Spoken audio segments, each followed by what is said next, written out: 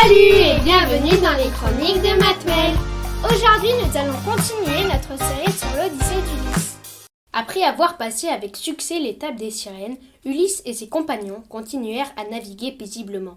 Soudain, la mer fut plus agitée et Ulysse comprit qu'ils étaient arrivés sur le territoire de Charybde et Scylla. Le premier monstre, Charybde, était la fille de Poséidon, le dieu de la mer, et de Gaïa, la déesse de la terre, et était tout le temps affamée. Un jour, elle avait mangé le bétail d'Héraclès, le fils de Zeus, et ce dernier punit sa gloutonnerie en la transformant en monstre. Depuis, 3 fois par jour, Charybde engloutissait l'eau de mer avant de la recracher. Le second monstre, Scylla, était autrefois une très belle nymphe. Elle fut condamnée par Circé, qui était jalouse de l'amour que Glaucus, un dieu marin mineur, portait à Scylla. Ce dernier était venu demander à la magicienne un philtre d'amour, mais elle lui donna une potion qui fit changer la belle nymphe en monstre à 6 têtes et 12 pieds. Ulysse était face à un choix. Les 2 monstres se trouvaient des 2 côtés du détroit. Il décida de passer devant Scylla, préférant risquer la vie de plusieurs de ses marins que celle de toute sa flotte. Les compagnons naviguèrent le plus vite qu'ils purent, mais ils perdirent 6 fidèles habitants d'Ithaque.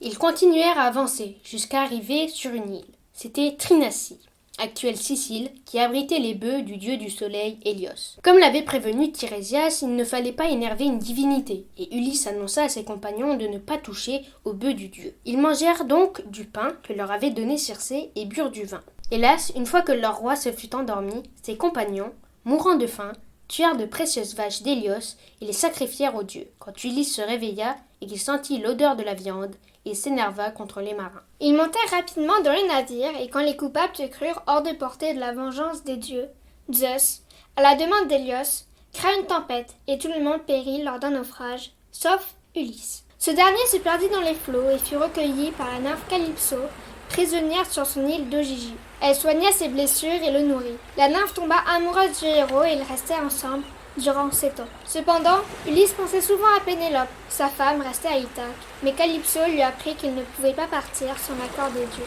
Un soir, alors qu'Ulysse contemplait le large, Hermès vint rendre visite à Calypso. Le dieu messager annonça à la nymphe que les dieux avaient décidé qu'Ulysse pouvait repartir pour rejoindre son royaume. Un radeau apparut sur la mer au moment où Hermès repartit. Ulysse avait vu l'embarcation et se dirigea immédiatement vers elle, mais Calypso l'interrompit. Elle refusait de le laisser partir, après toutes ces années de vie ensemble. Elle l'aimait tellement qu'elle lui proposa un marché. « Si tu pars de mon île, lui avait-elle dit, tu resteras mortel et tu retrouveras ta chère Pénélope. En revanche, si tu restes avec moi, tu seras immortel et je continuerai à t'aimer. » Après réflexion, Ulysse prépara ses bagages et embrassa une dernière fois la belle nymphe avant de repartir pour Ithaque.